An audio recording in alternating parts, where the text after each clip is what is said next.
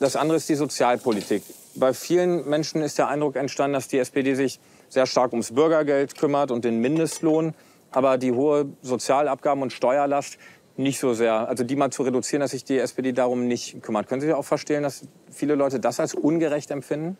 Ja, das Leben ist teurer geworden in den letzten Jahren, insbesondere durch Preissteigerungen. Es hat viele Lohnerhöhungen aufgefressen, sowohl beim Mindestlohn als auch bei Tarifabschlüssen. Seit 6 Jahren keine Reallohnsteigerung?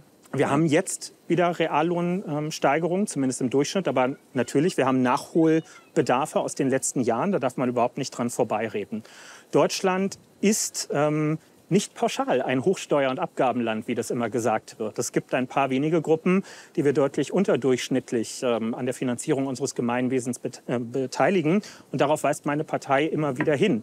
Im Bereich Vermögensbesteuerung ist Deutschland das Gegenteil eines Hochsteuerlandes. Selbst westliche Partner wie Frankreich, USA, Großbritannien besteuern Vermögenswerte, Erträge aus Vermögen höher als wir in Deutschland. Und deswegen haben wir schon letztes Jahr ganz klar ein Konzept vorgelegt. Damit werden wir auch in die Bundestagswahl gehen. Dafür ist in Amerika die Einkommensteuer natürlich deutlich niedriger. Ja, ganz genau. Wir wollen auch nicht Vermögenssteuern erhöhen, um den Staatshaushalt damit aufzupäppeln, sondern wir wollen gezielt eine stärkere Gerechtigkeit zwischen dem, was von Vermögen abgezogen wird und dem, was von Erwerbseinkommen abgezogen wird, herstellen. Das heißt, wir wollen Einkommen entlasten. Wir haben ein Steuerkonzept vorgelegt, wo 95% der Einkommen, auch von Facharbeitern, Leuten, die gerne auch ein doppeltes und dreifaches Bruttojahresgehalt vom Durchschnitt haben, wo die entlastet werden. Das sind alles keine reichen Leute, aber wo wir uns endlich beispielsweise der Tatsache zuwenden, dass riesige Millionenerbschaften in Deutschland zu 2% effektiv. Aber dann gebe ich Ihnen noch mal ein anderes Beispiel aus dem echten Leben, was die Leute als ungerecht empfinden. Wir haben diese Woche in Welt über Renate Schwimmer berichtet. Die arbeitet in einem Jobcenter als Fallmanagerin in Schleswig-Holstein. Und die sagt wörtlich,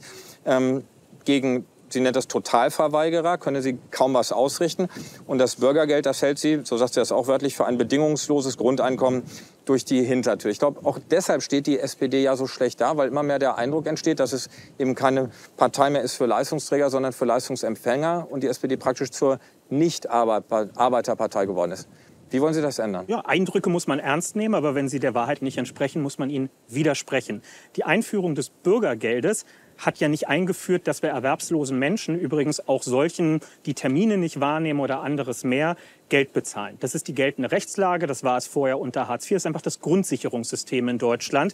Und das wird auch keine Partei abschaffen können, weil das ist die Rechtsprechung in Deutschland. Wir sind in einem Staat, der eine Verfassung hat, die klar macht, hier wird keiner verhungern gelassen, selbst Leute, die ganz renitent sich auf Ämtern Das steht verhalten. ja außer Frage, aber klar. Naja, das ist ja die Frage, also worauf läuft denn die Forderung hinaus? Wenn man sagt, es kann doch nicht sein, dass man Vollverweigerern nicht ausreichend begegnen kann, dann läuft Herr Linnemann rum und sagt, den muss man komplett die Leistung streichen. Das ist einfach gegen die Verfassungslage. Aber es kann doch auch nicht sein, dass jemand, der nicht arbeitet, mit allen Leistungen genauso viel hat oder vielleicht sogar unter Umständen noch ein bisschen mehr als Leute, die im Niedriglohnsektor unterwegs sind. Jetzt reden wir über den entscheidenden Punkt. Und da bin ich voll an Bord. 85% der Deutschen sagen, der Abstand zwischen Arbeiten im untersten Lohnsegment und Nicht-Arbeiten ist zu gering. Ich gehöre zu den 85% mit dazu. Ich finde das auch zu wenig. Man hat immer mehr mit den Ansprüchen, die man hat, mit Wohngeld, Kinderzuschlag. Aber ich kenne doch auch die Rechnung aus meinem Wahlkreis, wo dann 300 € Unterschied sind bei jemandem, der Vollzeit arbeitet. Ich finde das zu wenig.